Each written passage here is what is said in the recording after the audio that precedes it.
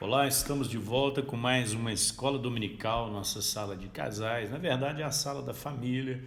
Nós estamos avaliando aí a família à luz de Provérbios e Salmos e tem sido uma caminhada muito agradável, né? Muito precioso esse tempo aí que Deus tem nos dado nesse momento aí da pandemia, quando estamos impossibilitados de nos encontrarmos e aproveitamos esse tempo aí para refletir sobre alguns temas. E hoje nós vamos falar sobre princípio de disciplina à luz de Provérbios, né? Provérbios é um livro que trata de ensinamentos para a vida, né? Aquelas coisas práticas do dia a dia que muitas vezes nós fazemos sem pensar, mecanicamente, mas elas estão dentro de um processo, né, de ensinamento lá do livro de Provérbios, através de Salomão. E hoje eu quero ler Provérbios capítulo 3, versículo 11 e 12, que diz assim: Meu filho, não despreze a disciplina do Senhor e nem se magoe com a sua repreensão, pois o Senhor disciplina quem ama, assim como o pai faz ao filho de quem deseja o bem.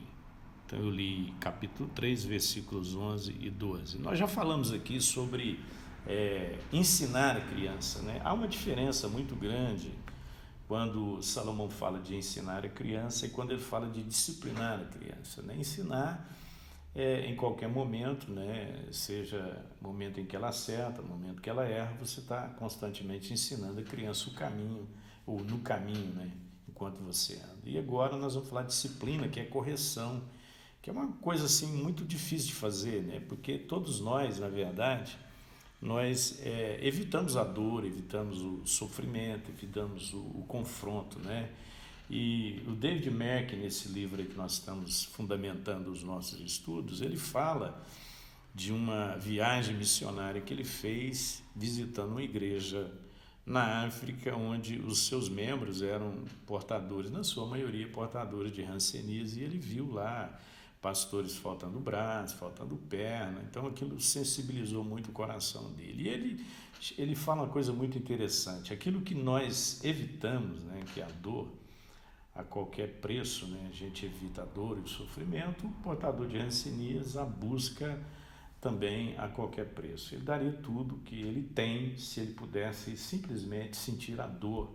Então a dor, ela não é só metodológica, né? A dor, ela é pedagógica, a gente pode aprender, né, através da dor. Então ele diz o seguinte, que a disciplina bíblica, ela vai produzir, né, aquela que é produto do amor do Pai, ela vai providenciar o que ele chama aqui de nervos espirituais para os nossos filhos. Então, as terminações nervosas do portador de hanseníase ficam comprometidas, insensível, e aqui ele faz essa analogia para falar dos nervos espirituais que nós vamos construindo, né, nos nossos filhos através da disciplina.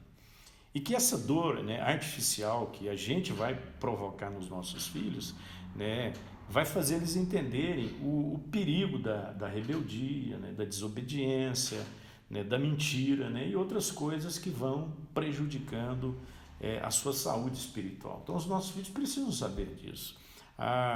O pai, ele recusa, ou que se recusa a disciplinar o seu filho, ele acaba tornando-se cúmplice para criar esse leproso espiritual. Qual que é o grande problema nosso, né, na qualidade de pais? Eu também me enquadro nisso aqui. Quantas vezes eu tive que corrigir meus filhos e, na verdade, eu estava muito mais preocupado com a minha popularidade, né? Então, a gente vai percebendo que muitas vezes a nossa popularidade com relação aos filhos se torna mais importante do que os nossos próprios filhos, né? E muitas vezes isso é a nossa insegurança, porque quando os pais são inseguros, eles não conseguem demonstrar o amor de Deus através da correção. E tem alguns pais que têm alguns conceitos antibíblicos, né?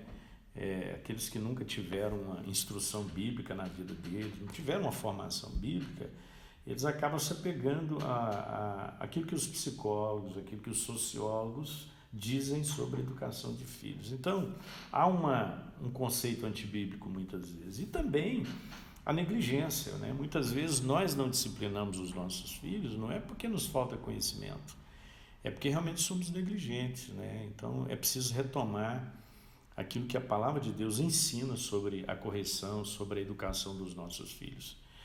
Quando nós lemos Provérbios, e tem muita gente que acha que Provérbios só fala de vara, né? Não, mas Provérbios fala do uso da vara, como que nós devemos usá-la e ter aquele cuidado para não sermos excessivos, né? Para termos o bom senso. Então o problema nunca foi o uso da vara, o problema foi como nós usamos a vara, né? Em que momento a vara é usada. Então esse é o grande desafio.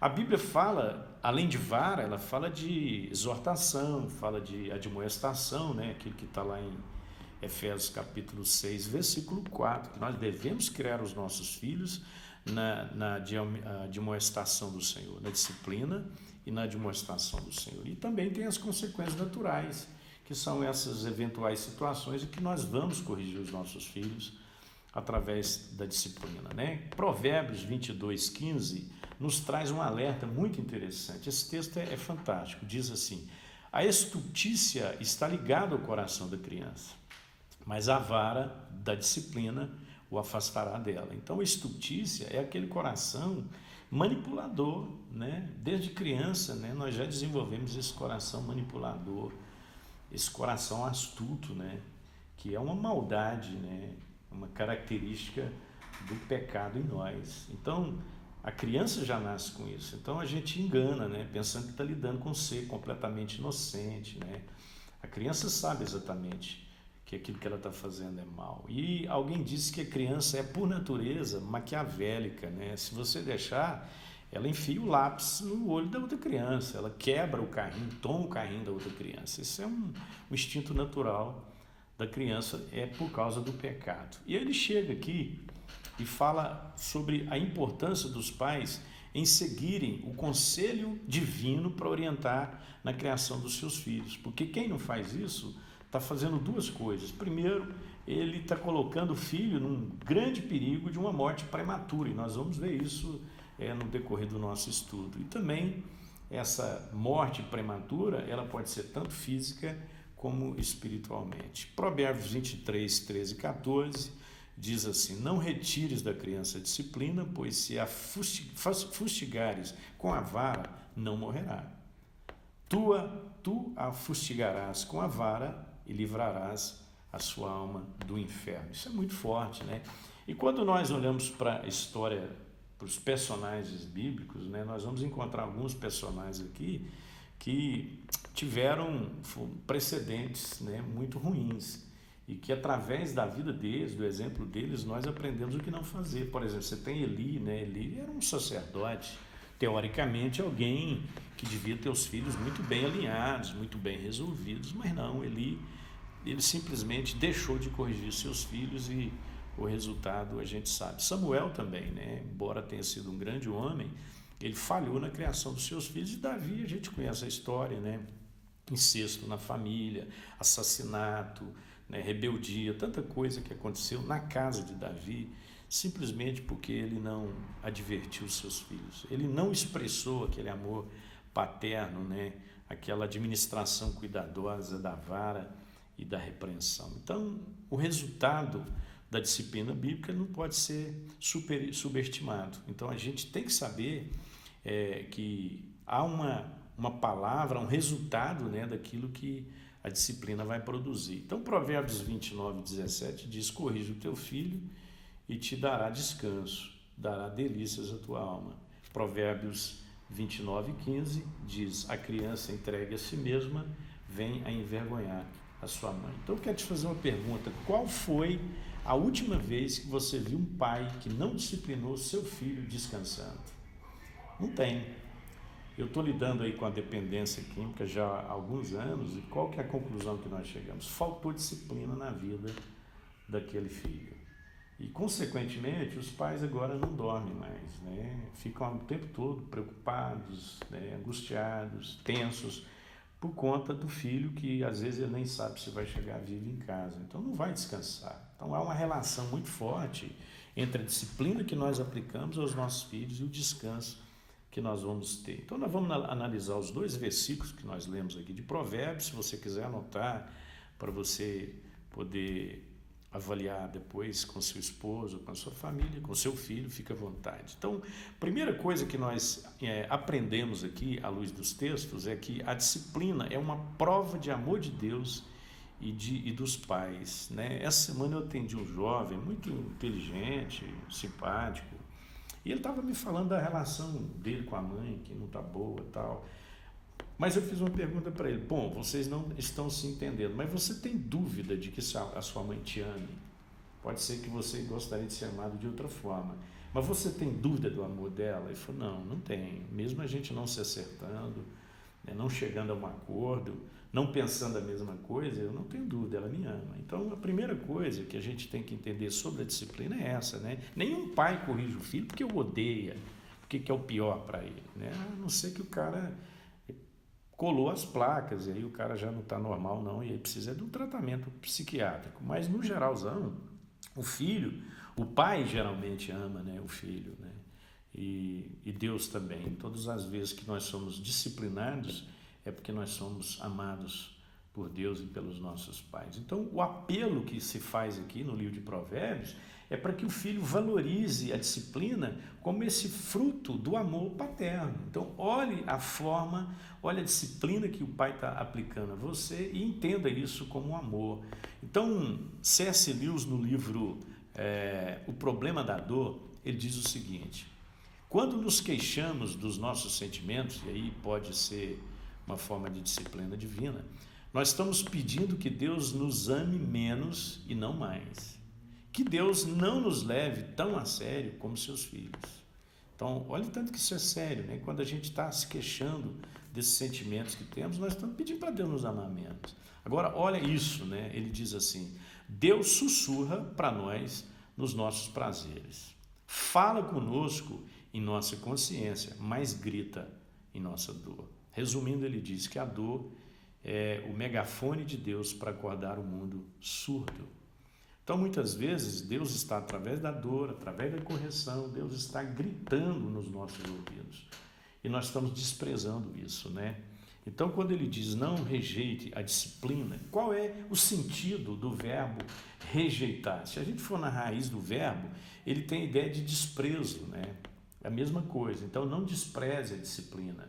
Desprezar é tratá-la sem nenhum valor, desconsiderar totalmente aquela disciplina, né? Então, o que Salomão está dizendo é que o filho não pode trazer desgosto diante da disciplina, né? É muito comum o filho ficar aborrecido, angustiado com o pai, revoltado com o pai, por conta de uma disciplina. Então, ele não entendeu nada. Então, o versículo 12 que nós lemos, ele dá razão. Por que a disciplina deve ser valorizada? Deus repreende os seus amados. Então ele está dizendo que essa disciplina tem como fonte principal o próprio Deus. Isso a gente vai olhar lá, né, no escritor da carta aos Hebreus, quando ele vai alertar os seus leitores, né, a respeito de uma vida de perseverança, mesmo debaixo de uma disciplina. Ele pega esse texto de Provérbios como base e acrescenta outras palavras. Diz assim: é para a disciplina que perseverais. Deus vos trata como filhos, pois que filho há que o pai não corrige? Mas se estáis sem correção, de que todos se têm tornado participante, logo sois bastardos e não filhos. Além disso, tínhamos os nossos pais, segundo a carne, que nos corrigiam e os respeitávamos. Não havemos de estar muito mais submisso ao Pai espiritual e então viveremos? Pois eles nos corrigiam por pouco tempo, segundo melhor lhes parecia. Deus, porém, nos disciplina para aproveitamento, a fim de sermos participantes da sua santidade. Toda disciplina, com efeito no momento, não parece ser motivo de alegria, mas de tristeza. Ao depois, entretanto, produz fruto pacífico aos que têm sido por ela exercitados, fruto de justiça. Então, queridos, preste atenção que nenhuma disciplina parece boa, né? Meus filhos nunca me agradeceram, né? Ô pai, obrigado pela surra que o senhor me deu, estou muito feliz. Nunca fizeram isso, né? Aliás, pelo contrário, eles entristeceram com a correção, mas depois eles entenderam. E muitas coisas na nossa vida, na nossa relação com os pais, E até na nossa relação com Deus, muitas disciplinas que Deus aplica e os pais aplicam, nós só vamos entender depois, porque elas vão produzir esse fruto de justiça. Existem alguns princípios aqui que eu quero compartilhar com você. O primeiro é que a disciplina ela precisa ser aceita para poder gerar fruto desejado. Quando ela não é aceita, ela não vai produzir o fruto. Não é que o pai errou na forma de corrigir, o filho errou na maneira de receber a disciplina, então ela não produz fruto. Para que haja fruto, eu tenho que fazer a correção certa, você tem que assimilar, o filho tem que assimilar aquela correção como alguma coisa proveitosa. Então, a desvalorização da disciplina, seja de Deus ou dos pais, ela vai condenar o filho às consequências naturais da tolice. Muitas vezes, os filhos estão colhendo aquilo que é resultado da negação da disciplina. E a vida é tão interessante, né? A Bíblia diz que eu tenho que honrar meu pai e minha mãe para que o Senhor prolongue os meus dias sobre a terra. Muito interessante isso, né? Eu já disse isso em outras situações, né?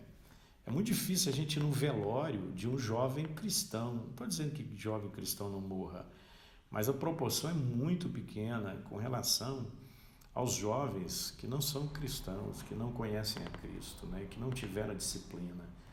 Então até nisso há uma interferência sim, né? Então eu tenho que honrar meu pai e minha mãe para que Deus prolongue os meus dias sobre a terra. Então isso está dizendo que quando nós não honramos os nossos pais, os nossos dias são abreviados. Então isso é muito sério, né?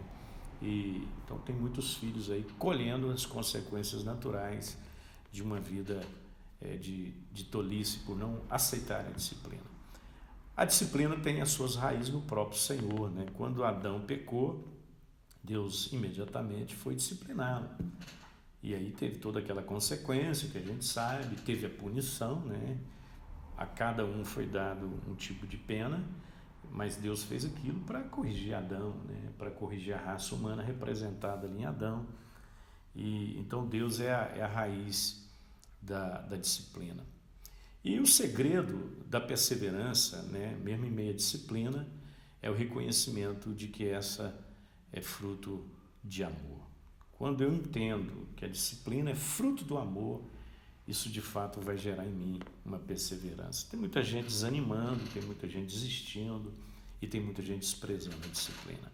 Um outro princípio é que a disciplina ela faz parte de um processo que produz o bem no filho. Então, quando eu falo processo, e a gente, de novo, vou falar isso, nós somos muito de resultados, né? A gente é imediatista, a gente quer as coisas muito rápido. Às vezes você fala, puxa, como é que eu vou educar um filho? Educar um filho é para a vida toda, né? Existe aquele momento da vida da criança que exige mais a presença dos pais, né?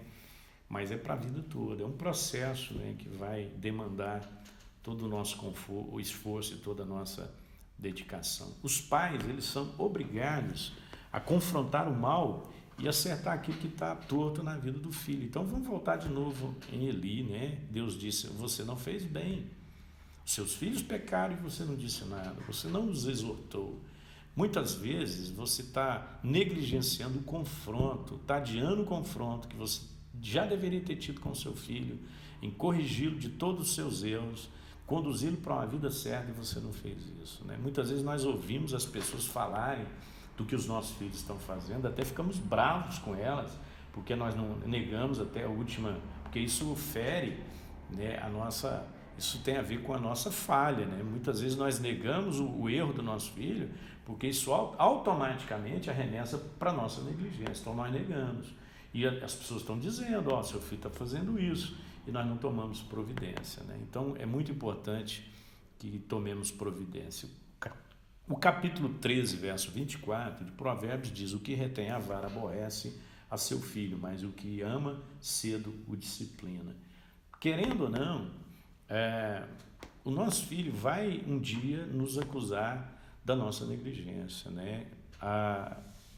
Houve o maior roubo da história do trem pagador, né? Naquela época, muitos anos atrás, o cara foi preso, foi pego no roubo e foi levado para a pena de morte. E antes de morrer, ele teve a oportunidade de fazer um pedido. Isso conta a história, não sei se isso é verdade ou se é fake news, mas eu vou contar como verdade. Então, deram a ele a oportunidade de fazer o último pedido. Ele disse, eu quero conversar com a minha mãe. E eles deixaram que a mãe fosse ao presídio para essa conversa. E chegou lá e disse, mãe, eu quero dar um beijo na senhora. E, então tá, meu filho. E aí ele falou, eu quero dar um beijo na boca da senhora. E ela foi para beijá-lo e ele arrancou metade da língua dela. E ele disse, isso aqui é porque a senhora deveria ter me exortado e a senhora não me exortou. Bom, é uma história, mas muitas vezes as pessoas se perdem, os jovens se perdem porque nós fomos negligentes com a nossa tarefa mais sublime, mais extraordinária, que é a tarefa de educar os nossos filhos. A disciplina, ela salva da morte prematura. Capítulo 19, verso 18. Castiga o teu filho enquanto há esperança, mas não te excedas a ponto de matá-lo. Então, a disciplina, ela deve ser exercida enquanto ou porque existe a esperança, né? Então, enquanto existe esperança, muitos filhos podem ser transformados, podem ser forjados no seu caráter, enquanto. E outros, porque existe uma esperança, há uma promessa de Deus e nós nos apegamos a ela, né? Sobre ensinar a criança e tudo mais. A ênfase da disciplina, ela não está no método que vai se aplicar, mas no resultado que se obtém. Então, muitas vezes, as pessoas me perguntam, os pais me perguntam sobre qual é o método correto. Eu digo, olha, isso vai depender muito da forma como o seu filho vai responder. Então, muitas vezes a nossa ênfase está no método e não no resultado. Então, o que eu aprendi? Que disciplina, ela não acontece quando você aplica uma pena, mas quando você provoca um arrependimento, uma mudança de atitude. Aí a disciplina aconteceu. Então, muitas vezes a disciplina para nós é um ato. Então, eu vou disciplinar meu filho. Então, o que é disciplinar para nós? Disciplinar é aplicar uma pena. Aplicar pena é um método para a disciplina, não é a disciplina. Muitas vezes a igreja, quando vai disciplinar um membro, o que ela faz? O fulano de tal está sob disciplina. Mas na nossa cabeça, o que é estar sob disciplina? Ele está afastado da comunhão e das atividades, né, ministeriais, dos dons que ele desenvolve na igreja. Olha só, irmãos, isso não é disciplina. Isso é um método para se chegar à disciplina. Então, na verdade, quando é que a gente deve dizer para a igreja que um membro foi disciplinado? Quando se aplica a pena ou quando o restaura? Ele foi disciplinado na restauração. Agora ele está disciplinado, né? Ele aprendeu, ele mudou de atitude, né? Houve um verdadeiro arrependimento. Então, por que eu estou falando isso? Porque a mesma coisa acontece com os nossos filhos. Quando você pega seu filho e priva-o de celular, de qualquer jogo, isso é uma pena que você está aplicando. Ou quando você usa a vara, ou quando você o coloca de castigo, né? Imobilizado ali no ambiente da casa, isso é um método, mas isso não é a disciplina em si. A disciplina é um processo, né? Na medida que nós vamos caminhando, nós vamos ensinando os nossos filhos. Vou te falar uma coisa muito séria, né? Isso aqui pode chocar você, mas é uma grande verdade. Os nossos filhos não precisam tanto do nosso discurso quanto do nosso testemunho. Muitas vezes você não é eficaz na disciplina do seu filho porque só tem discurso, só tem palavra. É comum eu receber aqui jovens, adolescentes, falam assim, pastor, meu pai tem um discurso perfeito, meu pai conhece a Bíblia, mas meu pai não vive nada daquilo. Quando ele vai exercitar o diálogo, a relação, é completamente diferente daquilo que ele ensina. Então, irmãos, isso afasta, né? Isso gera rebeldia nos filhos. Quando eles percebem que não há essa sintonia entre aquilo que nós falamos e aquilo que nós vivemos. Então, é importante que você tenha mais do que um discurso, você tenha um testemunho de vida com seus filhos. E eu quero terminar dizendo o seguinte: se você não disciplinar o seu filho, poderá acontecer duas coisas. A primeira, o mundo vai fazê-lo do pior jeito. Pior jeito. Se o filho que você está entregando para a sociedade não foi disciplinado, o mundo de alguma forma vai corrigi-lo, ou vai ensiná-lo, e vai ser da pior forma. Essa é a primeira consequência. A segunda consequência é que ele fará parte daqueles que são hoje a escória do mundo, da sociedade. Gente do mal. Hoje nós precisamos gerar filhos que venham transformar a nossa geração e a nossa sociedade. E para que isso aconteça, temos que esforçar no nosso trabalho tão privilegiado de educar os nossos filhos. Você quer dar o melhor para o seu filho? Já conversei com alguns pais, pastor, eu quero dar o melhor para o meu filho, então vou te dizer o que é o melhor para o seu filho. Se você quer dar o melhor para ele, então cria-o sob a disciplina e a demonstração do Senhor. E os frutos você vai colher e o seu filho também vai colher. Esse é um tempo para avaliarmos a criação dos nossos filhos. Esse é um tempo para avaliarmos como nós recebemos a disciplina de Deus na nossa vida. Se nós estamos sem disciplina, nós não somos filhos, somos bastardos. E Deus nos disciplina, porque Deus nos ama. Deus abençoe você. Bom momento aí com a sua família aí, com o seu cônjuge. Aproveite esse tempo aí para conversar sobre tudo isso que você ouviu, para meditar nesses 2 versículos aí que nós lemos. Tá bom? Deus abençoe você. Um excelente domingo.